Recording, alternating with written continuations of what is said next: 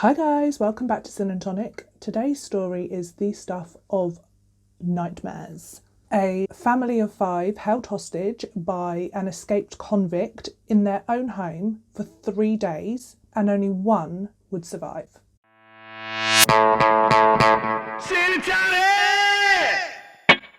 Let's get into it. Let's introduce Billy Hughes. He was born on the 8th of August in 1946. He was the first of 6 children to Thomas and Mary Hughes. He literally sort of just started off on a life of petty crime. He spent a lot of his adolescence in and out of trouble. The more he was punished, the more defiant and worse he would become. One of those people. Come on now, stop it.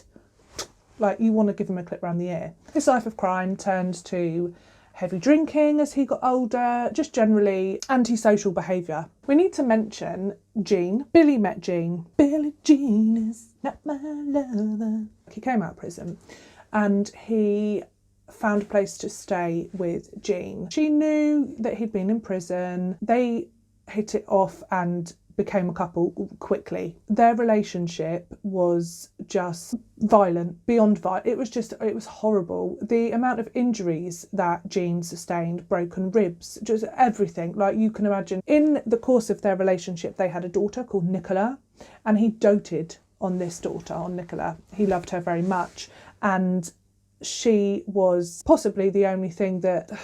the only positive thing that he held onto all the way through. Although there were many girlfriends, Jean said, he met somebody called Teresa, and she was 5 years older than him, and for whatever reason, he was really taken with her. He loved her. Well, it was infatuated with her very much. And so he pursued Teresa, and it was more than just another bird, another girlfriend, shag, whatever. He was like, oh no, I like this one. So him and Jean had been married. They got married when he was in prison, and he was allowed out and he had his ceremony and then he went back. So, okay, romantic. So that happened and they were married, they had their daughter, and then he met this Teresa and she was the one. Long story short, he left Jean and he moved to Chesterfield to be with Teresa and to start again, start afresh, have a new life, be positive, move on, maybe stop being a naughty, who knows. But these were his intentions, to move on in a positive way with Teresa, not Jean, and have a different life. And it went horribly, horribly wrong. Horribly wrong. On the 21st of August in 1976, he went out drinking on his own. He met a couple in a bar and he was just odd and weird and he was drinking heavily, and you know, one of those situations where you're like, go away, stop talking to me. Like, should we do one? Like that. Like, made them really uncomfortable. Very, very tragically and sadly, and like, they then decided to leave and go home, and they walked in a sort of secluded way, and Billy turned up and he attacked the boyfriend with a brick and left the boyfriend unconscious and not very well at all, so left him there. And then he raped the girlfriend. It was all over the papers about this horrific attack. The boyfriend had staggered to a police station and let them know, and then they had to go and find his girlfriend. They found her in a toilet. And it was just awful. There was a lot of talk about it because the description of the attacker, the assailant, fitted Billy. And obviously Billy had a temper and blah, blah, blah, blah, blah. People were like, is it Billy? Is it Billy? People that knew him well. Somebody shopped him in. And rather than just be like, no, that wasn't me. No. He was like, yeah, I had sex with her, but she wanted to. So... And he claimed that he only smacked the man over the head with the brick and beat him and stuff because he had attacked him first. It was self-defence. I mean, on what planet? What? So someone's boyfriend attacks you and you retaliate, and then they just go, oh, should we have sex? As if. Billy. So no, that didn't go, no. So that was terrible. And this is where he went to prison again. He went to prison Billy ends up in HMP Leicester. The information from everywhere didn't come all together to create a clear picture of Billy. Not at all. So his violent offence against police officers, the violence in the attack with the rape and things like that. Also, everybody knew about Billy and Jean and the horrific domestic violence, and that wasn't portrayed over either. So there wasn't a very clear picture of Billy's behaviour and stuff given to the prison, and so therefore he wasn't categorised correctly. Although my hands are freezing. Gin will help. Although he had these tendencies to violence, and they wrote in this report as well that he would try and escape, things like that, because he was desperate to not be in prison and to be incarcerated, and all of these things, they all added up together and they were not passed on in time. Eventually, all of this information came to the prison, but not in time. Not at all. So, isn't it frustrating when these things happen? It's like, really? So that was a massive error. Billy was then this violent criminal. The only thing that came through was that it was a rape charge, which is a violent act. To me, that is a violent act, is it not? Like, what? There was so many episodes where Billy was taken from prison to the magistrate's court so many times. So much went on there. So you have your sentencing, stuff like that. So it's like a process. So he was transported from prison to the magistrate's court and back numerous times for things like his sentencing, right? So every time that's going on, same route, same situation, he's thinking, this is a man that doesn't want to be there. People are like, he's not going to like being back in there, like that. All of these times, transported from here to here, same thing, same scope, scoping it out. What do? They search me here, I change my clothes, I get in the car, I'm handcuffed to him, we go in the back, blah, blah, blah. Same situation over and over and over again. On the 3rd of December in 1976, a boning knife goes missing from the prison kitchen. Great. So at 9 a.m, they're like, shit, we're missing a knife. Can you imagine?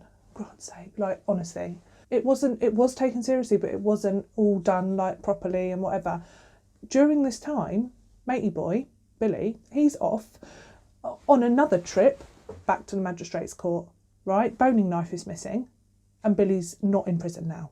He's gone off with 2 police officers in a taxi. So they use taxis to ferry people around between court and prison. The situation is that he is handcuffed to one guard. So he's handcuffed to a guard with one hand and the other hand to the guard.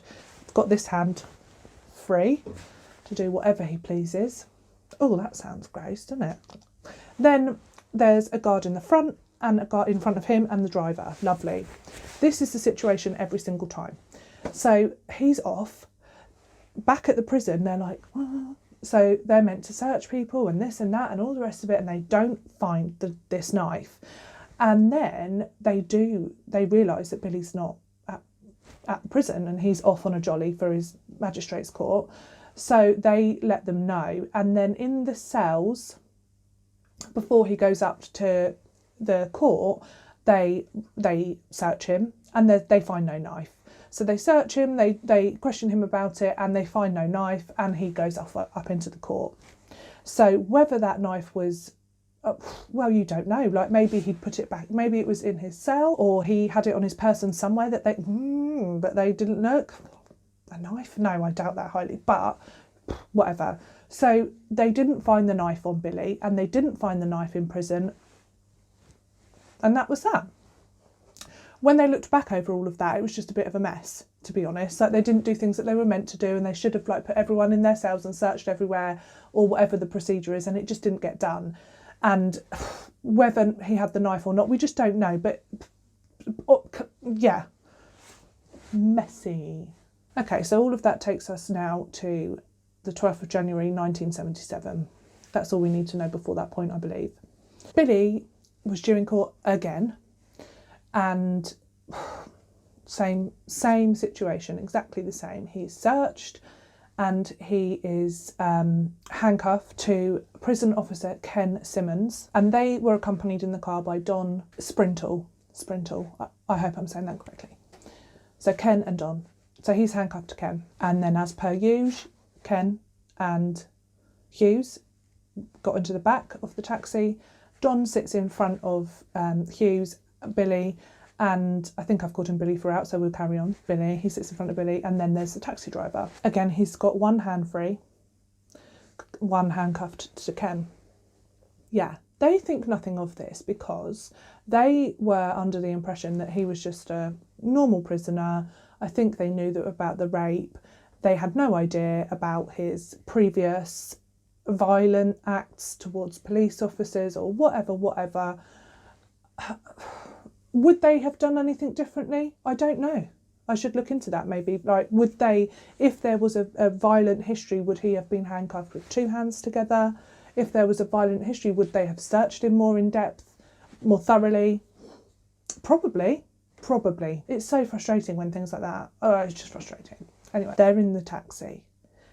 Same situation. However, and this was on Billy's side massively, it was awful weather, really awful. So it was the worst weather in years, and it had snowed heavily. It was beautiful looking. There's pictures of it, but it was like literally heavy snowfall. Not good at all, really, for what happened. They're driving along.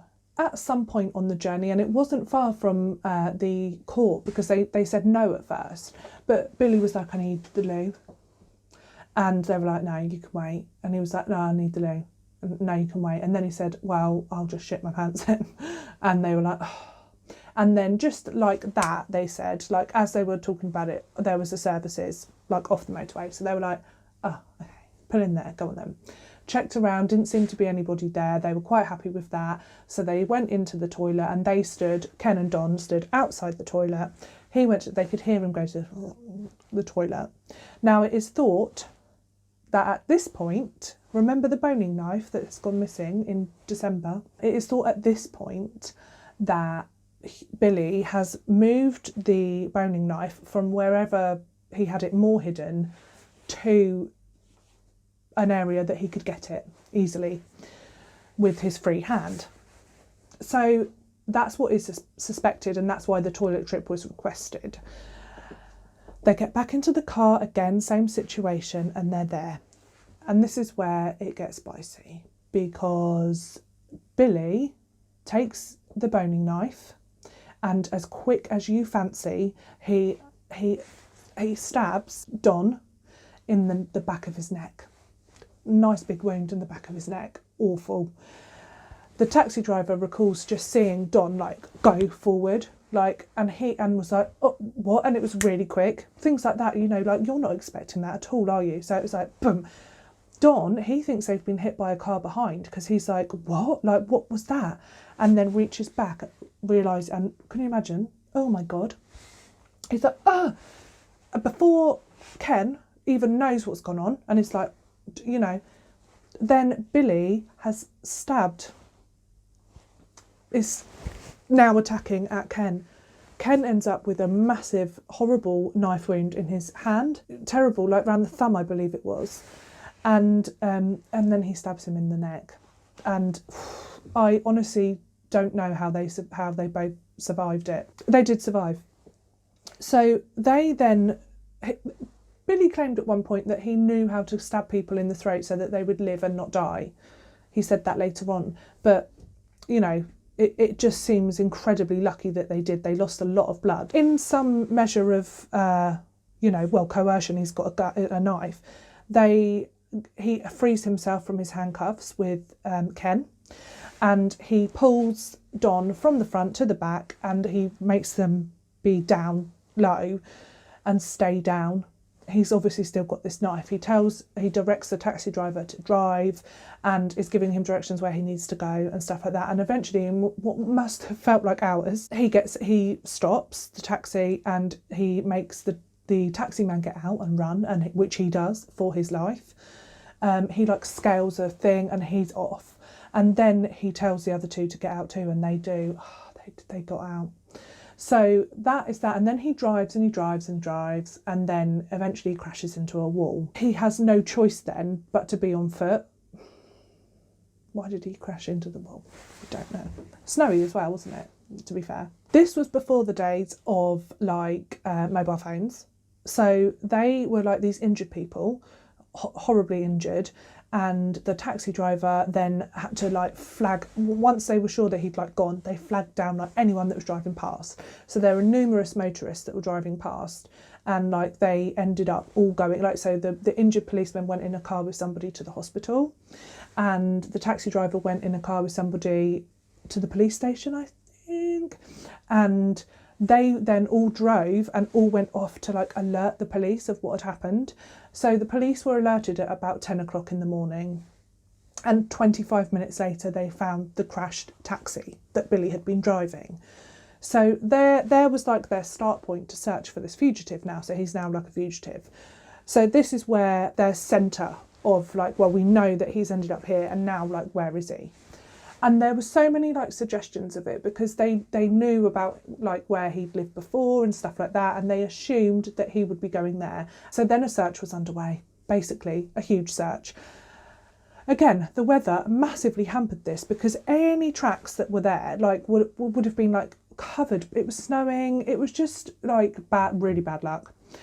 For the police, not for Billy, because all of his tracks were covered, and it was just like, you know, they couldn't see it. There was no evidence. They had sniffer dogs, and that didn't lead anywhere. And it turns out he actually took like a route that they really wouldn't have suspected, of course. So he ended up like, again, like he must have been hardy, because he ended up like climbing and travelling through rivers and streams in the snow.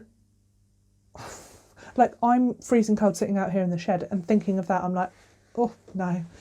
So yeah, like mad. I suppose like he was like trying to get away desperately, wasn't he? They set out to inform anybody local, farmhouses, isolated places, places in that area, to let them know what's going on. There's an escaped man on the run, and to kind of like tackle this by word of mouth. I mean, I live in a village, like, you know everything within 5 minutes of it happening. People are like, gossip.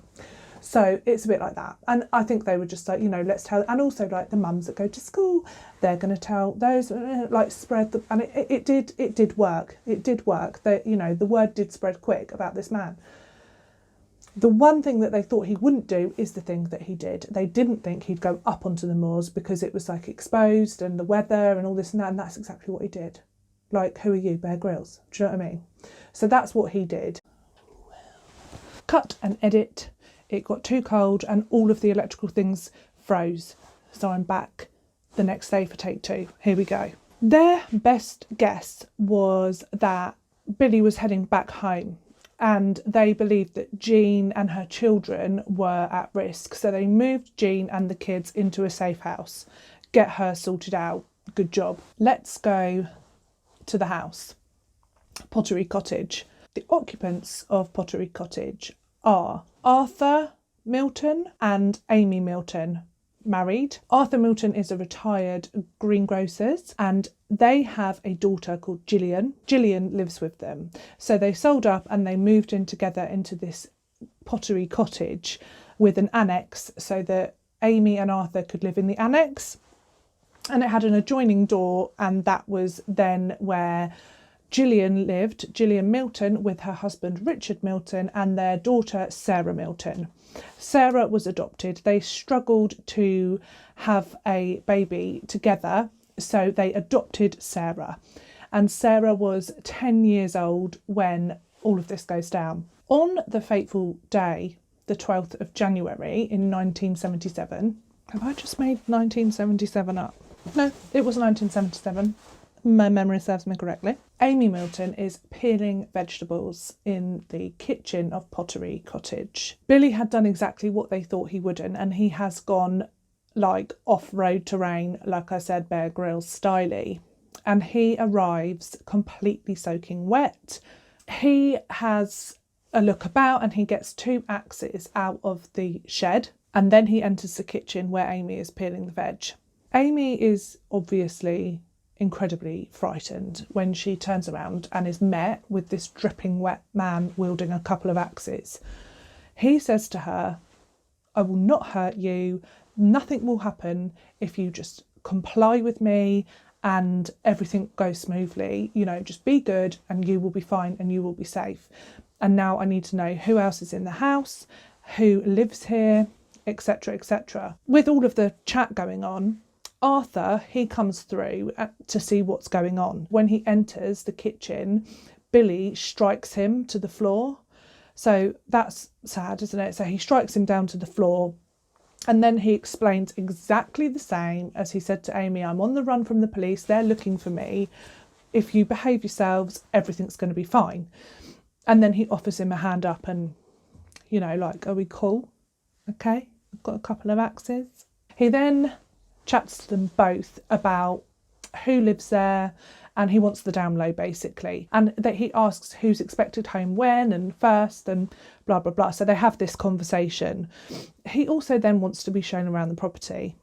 While he does this, he disconnects the phone. So he's thinking it through. He needs to know what the property's like, where the exits are, what windows there are, all the rooms, how it all pieces together. He's got to know all of this information. He's also got to know about the family. And I mean, I wouldn't think these things, but then I'm not a criminal. So on looking about, he has a good nosy, goes in every single room, goes through all of the house. He goes into Richard's and Gillian's bedroom and he takes himself a pair of socks because obviously he's soaking wet. And then they all sit down and have a nice cup of tea. So that's what we do here in England. We just sit down, have a cup of tea. If in doubt, pop the kettle on. So he's like, "Should we have a nice cup of tea while we wait for these people to come home so that I can threaten them all and have you hostage?" Yeah. So that was that. So they sit down, they talk, they have tea, and they wait for people to arrive home. While Amy is busy making tea, he goes into the cutlery drawer and takes out a knife, which he puts in his waistband. So a couple of axes, knife, heavily armed man now. Gillian is the first to arrive home. She comes home and is greeted by her mother. Amy just says, "This is the sitch. This is what's going on. There's a man out there, knife, swords." They're not swords, what are they? Axes, the lot. You've got to behave yourself and it's all going to be fine. Calm. So she relays this information to Gillian when she gets home. She meets Billy. And it was noted that when Gillian becomes part of the story and is introduced to Billy, that he gets a bit excited, and it seems like she invigorated him, shall we say. They then have to come up with a story because Gillian very quickly realises that Sarah's due home from school, and Sarah is a kid, and kids question after question and blah blah blah. She's not just going to be okay with this situation, so they need to come up with a story. So they all agree that they are going to tell Sarah that he's a stranded motorist, his car's broken down and he's waiting at their house for help because his car's broken down. And apparently this has happened a few times before in the past, so Sarah wouldn't be suspicious of this. She'd be like, "Oh, that again." Amy quickly realised that if there was some axe wielding man in the house, Sarah's not going to believe this story, so she hides the 2 axes in the kitchen, bearing in mind now he's got a knife in his belt anyway, so he's armed anyway. The whole way through they just keep going along with him, so to keep him happy. So they don't want him being caught out by Sarah, so they hide the axes. Amy hides the axes so that there's nothing suspicious going on for Sarah. They're like, "No, let's keep this man sweet." That's the plan. Sarah comes home and she completely buys the story about the broken down motorist in the car, and she likes him. She likes Billy. It seems like she warms to him and she's like, okay. And he's okay with her. There's a completely weird situation going on. Gillian said it was almost this just completely normal, domesticated scene. Sarah gets out some sewing and she's sewing in the lounge and they're talking, and there's this guy here and it's all probably another cup of tea. Do you know what I mean? So it's all, she noted like it was like even she noticed like that this was just like such a normal domesticated scene that it was just bizarre, and that quickly changed. Billy started to panic about Richard. He thinks like Richard, the man of the house, the younger man of the house, he's his biggest threat. He also keeps on pacing the house, wandering. Like, obviously that's very weird behaviour for somebody that's meant to be waiting for help whose car is broken down. Who does that? So Sarah, she's 10, she's a kid, but she's smart, you know, she's not an idiot. She's like, why does he keep walking around? I mean, it's like, help yourself out, mate. Weirdo, you're being a fool. At this point as well, Sarah finds the 2 axes in the kitchen, and it said that when her grandmother gave her an explanation, she said that she'd been using them or whatever, that Sarah was happy with that and that was fine. So, you know, who knows, but the walking around the house really pricked Sarah's ears up, and she was like, what's this dude doing? What's he on about? Her mum and grandmother just said that he was really worried about his car, but you can't help but think that the poor kid was just like, really? Okay. As time goes on, Sarah's like fancies watching a bit of TV, and the TV keeps going all on the blink and all this.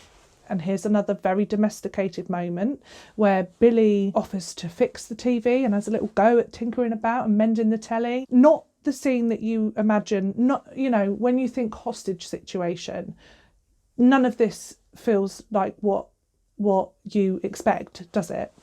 So yeah, he tries to fix the telly, can't do it. So Sarah wants to go through to her grandparents' like annex to watch telly, and Arthur, her granddad, sort of like has a nod at Billy, like, are we allowed to do that? And Billy's like, yep, okay, go on through. So Sarah and her granddad, Arthur, they go through to the annex to watch a bit of telly. Billy is starting to get really agitated now about Richard, because they don't really know when Richard's due home. No one knows when he's coming home. All right, Billy? But he's incessant because, like I said, it's his biggest threat. So he's having a bit of a fit about it. He's really getting agitated. And then he thinks, do you know what? He might ring you. If there's trouble or whatever, he might try and ring you, and I've disconnected your phone. Idiot. So he's like, right, I'm plugging the phone back in.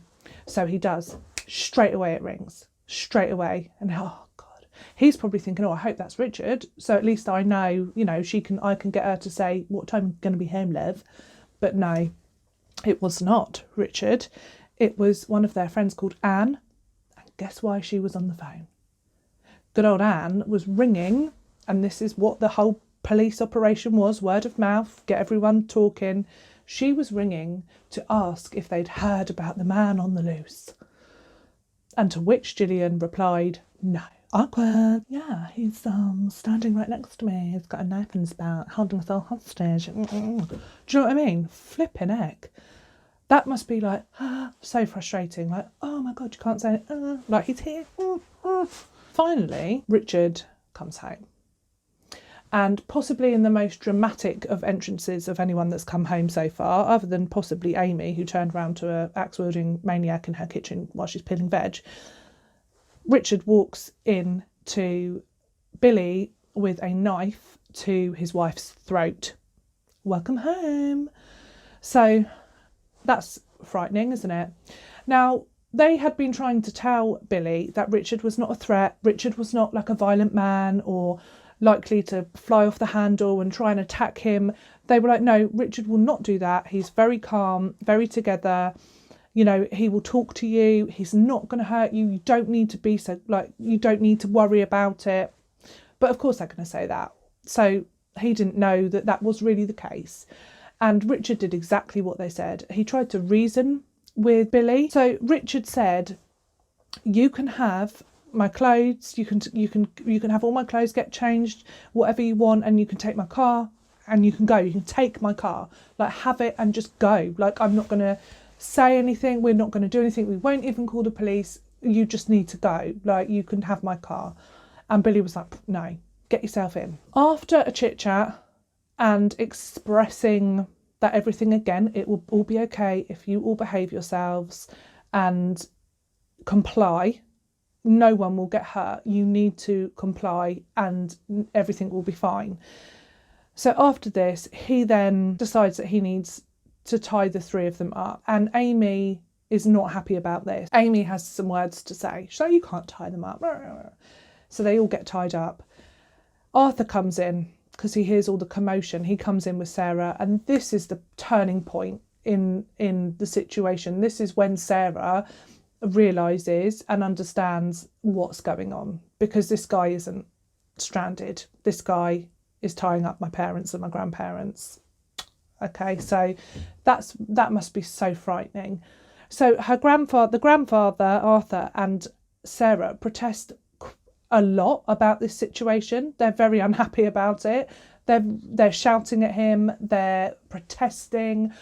Arthur massively protests about being tied up himself, to the point where he is like out of breath, he can't breathe properly, and then he does have to give in. So it sounds like he just put up a fight. It must have just been incredibly frightening and horrible, and that must have been really traumatic for Sarah to witness, that her granddad was being very roughly manhandled, and he really didn't want to be.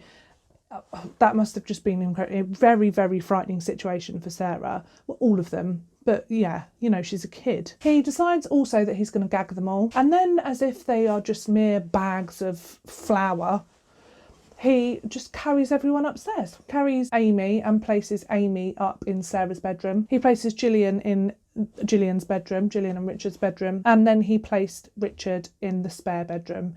And Richard was like 12 stone. And he just whipped him up. So just very strong and capable. After his epic journey as well in the morning, he's still like full of energy and strength. So that just probably makes him like even more scary, doesn't it? Like this really strong man. Downstairs is Arthur and Sarah. Gillian stated that after they'd been carried upstairs, the three of them, the house was just eerily quiet, and it was odd and weird. God knows what they were all thinking. It must have been terrifying. And then Sarah's voice broke the silence, and she shouted up saying, "He's still here. Don't be fooled. He's still here. He's just being quiet." At that point, Billy took Sarah through to the annex. As the evening went on, Gillian says that she could hear this noise, and at first she was like, what is that? She couldn't place it. She didn't know what this noise was. And then she realised that it was the sound of her father being beaten. She said that she could hear him sort of cry and moan, and that as time passed, he stopped crying and moaning. She's like, I can't even. No. So, yeah, awful. The house was quiet again then, and then Billy decided to bring everybody tea. So one by one, he brought everybody tea and held the cup so that they could drink their tea. Gillian was last. She had a tea, and then he made her undress. You can see where this is going. He undressed himself, and then he made her perform a sex act on him. It's just horrific. He bit her. Okay, we don't need to go into any more detail than that, but he sexually assaulted Jill. After that happened, Jill kind of felt like she was entitled to sort of ask a question about her daughter, because she was like, you know, you've just put me through that. Like, you can at least tell me about Sarah. And this is when Billy, he was like, yeah, she's fine. She's through the annex. I took her into the annex. And then he started to talk to Gillian about his daughter.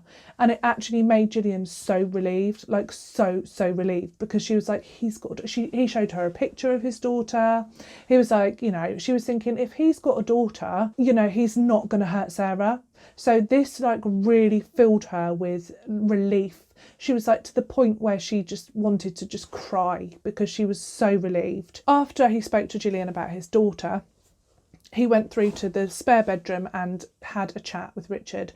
And basically, on and off for the entire night, Gillian, she didn't sleep very much, as you can imagine. She literally just could hear him and Richard talking like they were friends throughout the night. So he went next door to have a chat with Richard. On the morning of the 13th of January, when they awoke, Billy came in and told Gillian to get herself ready because she was going out. That is the last thing you would expect to hear when you are in that situation, you're all being held hostage, like going out. Okay. So she got herself ready, she went downstairs and she made tea for everybody. Again, at this point, Gillian asked about Sarah. She noted that they hadn't heard any noise from the annex or anything going on like that. The toilet hadn't been flushed and things, and they live there. They know what the normal sounds are when someone's next door. So she was like, we haven't heard anything. How is Sarah? He was like, she's absolutely fine. She's in the annex and she's with the dogs. She's fine. So Gillian was like, okay. While Gillian was like putting her makeup on after she's made everybody tea, she heard something happen outside. She heard the noise of a lorry, and this was the septic tank remover, cleaner, I'm not sure. So they had a septic tank and it was like emptied, and she'd completely forgotten. So Billy came running in and he was just absolutely like, he was pissed off. He was like, I asked you what's going on. Like, are you expecting these people? Blah, blah, blah. And she's like, oh yeah, like they are. He was so unhappy about it, like really cross. I mean, she had other things on her mind. She's being held hostage, a med. She's not exactly sitting there thinking about her schedule for the next day. So yeah, she forgot about the septic tank. So he was like, you need to go out there. You need to, everything is fine. Do not do anything. I don't need to remind you that I have your family here. So she was like, yeah, got it. She goes out, she chats to them. She asks if they need anything from her. They're like, no. And then they come to the door when they're finished with like a receipt, an invoice for her to sign. She signs the receipt and she says that at this point was the first time when she was like, she really wanted to like write something on the invoice, but Billy was standing in the window of like just next to the doorway, like he could see the men. So she was like, the reason she couldn't do that was because he would have seen their reaction. So she was like, no. Like afterwards, they were interviewed and they said that she was completely normal. There was nothing untoward about the situation, and they would not have known at all that there was something going on in the house. When Gillian was walking back from greeting the septic tank men, she noticed that her father was in the living room in the chair, and that his prosthetic leg was at a weird angle, and that he was like underneath a coat, and that he just literally wasn't moving, and it was all very weird. And she was like, what? Okay. So she tried to go into the living room to see her dad, and Billy was not having any of it whatsoever. He like manhandled her away and was like, no mate, you're not going in there. He was saying mate. It's like, why? Sorry. So he was just like, nope, no, not having any of it. Was very adamant that she was not going in that lounge and she was not seeing her dad. And he just said to her, he's asleep and I've just put a coat on him because he was cold. And she was like, okay. After this, Billy made Gillian make some phone calls. So she had to ring her own work and tell them that she was poorly and she wasn't going in. She had to ring her daughter's school and say again that she was poorly and she wasn't going in. They bought it. Everyone said like she sounded completely normal on the phone. No one would have known anything was wrong. I mean, yeah, like that was the idea. She was trying to make it seem like she wasn't going to ring up and be like, how am I? She was trying to keep her cool, keep him sweet. Nothing's wrong. He was standing right next to her the whole time. She had to like sell it, like everything's cool. Also, don't forget, it was the snowiest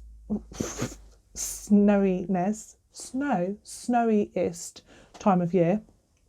Well, time of years. Like it was really, really, like the most snow in like 50 years or something, I think I read. Might have exaggerated that, but I think it was true. So it was like not unheard of for people to be calling up and not coming into school, and the phone lines were probably like off the hook because everyone was like, oh, my car is stuck in the drive. England just shuts down when it snows. Melts. Yeah. He brought Richard down. Billy did. Made Richard ring his place of work, again standing right there. He's got a knife. He's like, ring him and tell him that everything is okay, but you're sick and you're not coming in and blah blah blah. This was a little bit more questioned, and somebody rang him back actually, because like it was unlike Richard to be sick even. And then first moment in the story where I was like, what the Gillian goes to the shops on her own. So he's like, go and buy me some fags and the newspapers. What? Okay. So this is just like, this just proves how much of a hold he had over everyone, and how like manipulative, and like, I don't want to say the word smart, but just how much of a like hold he had on Gillian, I suppose, that is mainly. So she got in her car and she drove off to the shops. She remembers thinking, like, looking at people, and it was really surreal, just thinking, you have no idea what's going on at my house, and like just finding it really weird that everyone was just getting on with their lives and all that. But she went to a shop and she bought the papers, and it had him all over the papers as well. That's weird, isn't it? Surreal. And fags.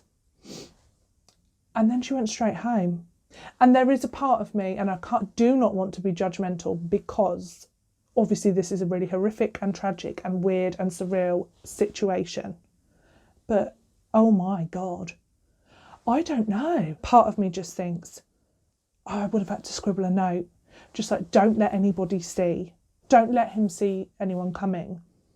But like, I've watched loads of like CSI and police things, like maybe I'm making it like a fantasy. So like, I'd just be like, they'll swoop in and like rescue us all, and he wouldn't even be able to like lift the knife off the table.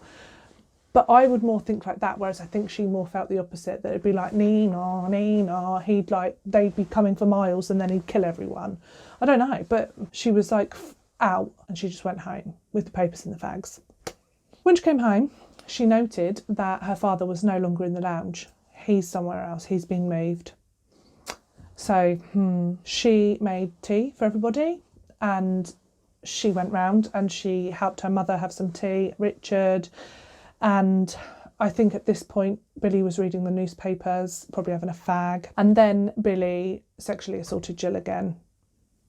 Fucking arse. Again, Gillian after that, she decided that she was going to ask about Sarah again. And she said, I find it very unusual that Sarah hasn't asked for her soft toys, because Sarah, like most children, had like certain toys and stuff that she had at bedtime, and she hadn't asked for them. And Jill thought that was odd. She asked Billy about it, and he was like, oh, she hasn't mentioned them. She convinced him to take the soft toys through to Sarah. He took them through, and he said, oh, she was really grateful for them, and but Gillian was a bit like wobbled by this. So later that day, Gillian decides to make them all some food, and this is when Billy started to outline his plan of what he was going to do. And this plan involved going to his old lodgings to take money, steal from them, so that he would have money to escape. He was talking and he was like, I'm going to need a hostage, so I'm going to take Richard. And then he changes his mind. He was like, no, I'm going to take Gillian. And she went off her rocker. So for the first time in the whole goings on, she was like, no, and it panicked her and it worried her, and she freaked out, and she kicked off, and she sort of like let the veil go of her calm exterior and compliance, and she was not a happy bunny at all. Billy, he's like, calm down, love, and he gets the whiskey out. So he pours her a whiskey, which she drinks, and then they spend the afternoon. Here's another moment of domesticity that's just bizarre and weird and surreal. They spend the afternoon then playing cards and drinking whiskey. So they all just sort of like sit around. I say all: Amy, Richard, Gillian and Billy. They all just sit around and have card games and drink and get pissed, basically. They got pissed by the sounds of it. I mean, okay, it seems like that stemmed from Gillian having a freak, and he was like, we need to all calm down. Let's get the whiskey. That evening, after loads of whiskey, Gillian was like, we need food. So she made some beef burgers, tomato. She made a proper hearty meal for them all. Every time Gillian made food or drink, she would make food and drink for Arthur and Sarah as well. And every time Billy would take that food and drink through to Arthur and Sarah. After they'd eaten, there was a phone call that came through. So every time there was any sort of phone calls or anything, obviously Billy was there listening in. And it was Richard's work, and they spoke to Gillian, and she was like, oh, he's not very well, and she sold it again. And then at the end of the phone call, he was like, oh, and by the way, have you heard about this loony on the loose? Oh, Billy was really unhappy. He was furious. He was so cross. He was just like, what? I'm not a loony. Ah, like, he just kicked right off. Gillian was just like, calm down, calm down. Like, you know, they're just reading what's in the newspapers. They're just looking at what's been printed in these newspapers, and they're so wrong about you and blah, blah, blah. And she really sort of like talked him down. She was very good at being very calm, compliant, and really keeping Billy calm as well and talking him down.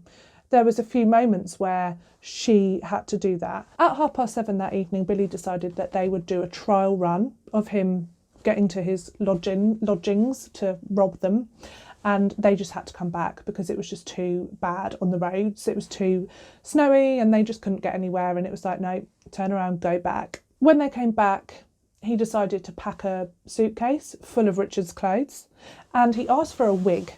So she had a wig, but it was like an expensive wig, and she was like didn't really want him to have it, but by now she was just like, whatever, like, take whatever you want. So he had this wig and he put it on. It was like to disguise himself, obviously. So he puts this wig on and packs himself a bag, and at 10 o'clock they head out again, and this time they're like on their merry way, and he realises that he's left the address back at the Pottery Cottage, and Gillian is beside herself because he's like, we've got to go back, and she does not want to. I think she thought that this was the time when he was going to go back. He gets the address and off they go again. They didn't get there till 1 o'clock in the morning. On the journey, she decides to try her luck. She's like, I'll drop you at a car park and you can break into a car and steal it, and then no one will know what car you're in. I don't even have to know what car you're in. You can then head off and I will be in this car and I'll just drive back home. And he was like, car park? Drop me off at a car park to steal a car? He was like, no, I will hijack a car because I am amazing.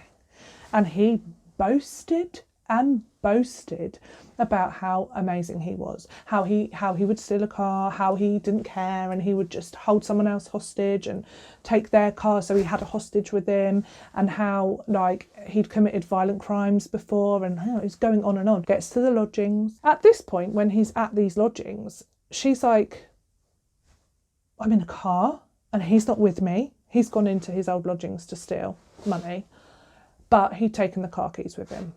And I was going to say, you know, he's done all of this. That would be like a very stupid mistake to make, wouldn't it? He returns to the car like in a rush, like, go, go, go. And he's got like something and he throws it on her lap, and it's like a police truncheon. And he's like, tells her this story about like how he's like hit a police officer on the head, and they've got to get out of there and all this, that and the rest of it. It's like, whoa. And it wasn't even true. Like, what?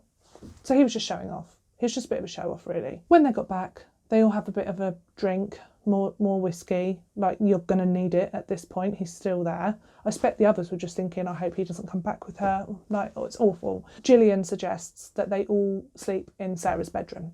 So she gets some like sleeping bags out, and her mum Amy sleeps on Sarah's bed, and they all sleep in there. And this was mainly because she didn't want to be sexually assaulted again. So she wanted to make sure she was with her mum and her husband. Now we are at the 14th of January. They all get up, they all have toast, and again they make toast for Arthur and Sarah in the annex, and Billy takes that through to eat toast, start the day right. He then tells Richard and Gillian that they will both be going into town. Okay. He gives them a shopping list. It has things like camping stove, fags, loads of stuff, basically, like getaway stuff. And he's like, oh, and get a gift for Sarah because she's been so good. Off they go. And this is the second time now that Gillian's been out of the house without the hostage taker, Billy. And this time she's with her husband. And they have this row, basically, because Richard is more like of my thinking, and he's like, we need to tell the police. I've had enough. Like, we can't carry on like this, and we need help. We need to tell the police. And she's adamant. She's like, no. She's like, we've got Sarah at home, and he will hurt our family, and you are not talking to anyone or ringing the police. He's like, what? And he really can't understand it. They argued And she just said like that she would never forgive him. And in the end, he backed down. She made it clear that she thought that it would be a big ensemble of like police officers and blues and twos and Ninos and everything, and that he would just kill everybody in the house. So they didn't get any help. When they returned back, Gillian asked about Sarah again. She said it's very unusual that Sarah wouldn't have asked for clean underwear. Like, you know, it's been a couple of days, a few days now, and she's, you know, that's very unlike her. And he was like, well, again, you know, she's not said anything. She's like, you know, she's still thinking as well, we've not heard a single sound out of the annex, not one. There's been no toilet flush or anything. So she's like, please, can you take some clean underwear through to her? Because it will just make me feel better, like, and happy, and I know she'll appreciate it. So he does. He takes some clean underwear through. And when he comes back, he says that she really did appreciate the clean underwear, but he made her turn around to change. And Gillian was like, again, flooded with relief, because she was like, that's 100% what Sarah would do. Like she wouldn't want him to see her or whatever. So she was like filled with this sort of new energy that Sarah was okay and that all was fine because of the fact that he made her turn around. She was like, oh, thank God for that. That day, Gillian fashioned the wig into something more like suitable for Billy, and Billy had himself a nice bar. This is the night when he's like, I need some money, and then I'm going to go because I'm done. Like, I'm going to get some money and then I'm out of here. Off they trot, Richard, Gillian and Billy. They all get in the car and they all go to Richard's place of work. He has to speak to somebody at his place of work and tell them, like, I'm going to be in the office and blah, blah, blah. Again, does not raise suspicion. So they go into the office and Billy just like ransacks the place. He's like tearing it apart looking for money. They come back, he packs up and they're all like, oh my God, he's going. So the idea is that she's going to take him off, Gillian. He's going to take her as a hostage so far, and then he's going to leave her and take somebody else hostage. When they've been driving for a while, again, and this is just bizarre, Billy's like, I forgot the map, we've got to go back. And Gillian has another fit. She's very upset. She thinks this is all over. And then again, he's like, we have to go back to the house, back to where your family are.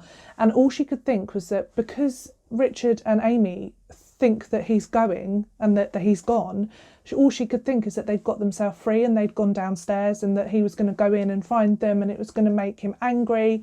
So she was just like, so upset and so angry, and she didn't want to go back, and she really tried to convince him not to. She's like, we can buy a map anywhere. What? I mean, to be fair, what? Yeah, that is like, what? Why we can buy a map? No. So he made her go back to the Pottery Cottage. Again, the frustration in this case, can you like feel it building? It's like, go man, go. So off he goes. He takes the suit out of the back of the car. He takes Richard's suit. He put a suit on top of the stuff when he left, and he's like, oh, I'll take that with me. So he goes back into Pottery Cottage with the suit and to get Richard's map. And Gillian says like he was gone a lot longer than she thought. So she has a cigarette and she turned the car engine off because she was like, I don't want to waste petrol. Like, we're going to drive forever. So she turned the engine off, and she's had a cigarette and she has another cigarette and he's still not there. And then in quite an agitated state, he arrives back at the car and he's like, let's go. She like notices that he's in Richard's suit now, like he's changed into a suit. And what? Like, and he's got the map and he's like, go, go, go, basically. So she's like, what the hell? So she turns the engine on and it doesn't work, like dead, completely dead. So she's like, oh my God, what? So she's like, I don't know what I'm going to do. Like, and she panics, basically. She completely panics and she's just like having an absolute tiz. And she's like, well, I think water might have got into, I don't know cars, by the way, into the alternator, maybe. And that is not, and now the car's dead. She was like, it just needs to dry out. Why don't we just go back inside, have a cup of tea and wait for the alternator to dry out and then we can go? And he's like, no. He's like, no way. So he's cross. And then he's like, well, let's get your car. But her car is snowed in the garage. Like, there's a pile of snow up against it. So she's like, I can't do that. It's snowed in. So he's furious. he's like, I told you not to turn the engine off. And she's thinking, no, you didn't. But okay. So, yeah, like he's really pissed off, really unhappy and very agitated. At this point, Gillian's now in floods of tears. She's like, you know, he's really cross and shouting at her. Then he says that she's got to go to their neighbour. So they have this neighbour. And the house is called Seconds. It's an odd name for a house. But she's like, no way, because she knows that they're neighbours, like, oh, and she's like, no, I don't want them involved, and she probably thinks that just the least people that I know and love involved in this, the better. And he's like, you're going to have to, because we need to get towed out of here because you turned the engine off. She's like, no. So she refuses, and then she even goes up onto the main road to try and flag people down to help, but nothing happens. In the end, he gets her and he's like, you have to go to your neighbours, tell them a lie that you've got a friend in hospital and that they need your help and you need towing out of here, and do it now because we need to go. The neighbours at Seconds are retired teachers, Len and Joyce, and Gillian knocks on their door, and this is the first time when she raises the alarm. Like, basically she's like, we need a tow. And apparently she looked like shit, which she would. She's not slept for 3 days, hardly, and she's been sexually assaulted twice. Like, it's not great, is it? He noted, like, you know, looking bad. And then he's like, where's Richard? Because he's thinking, you're asking me for a tow, but where's your husband? And she's like, oh, he's tied up next door. And what? So then this like weird situation happens where she's like trying to like remain like, oh, we're just talking about the weather. Can you give me a tow? My friend's in hospital. My husband's tied up next door. That maniac, yeah, down there. He's in my house. He's going to kill us all. So can you just...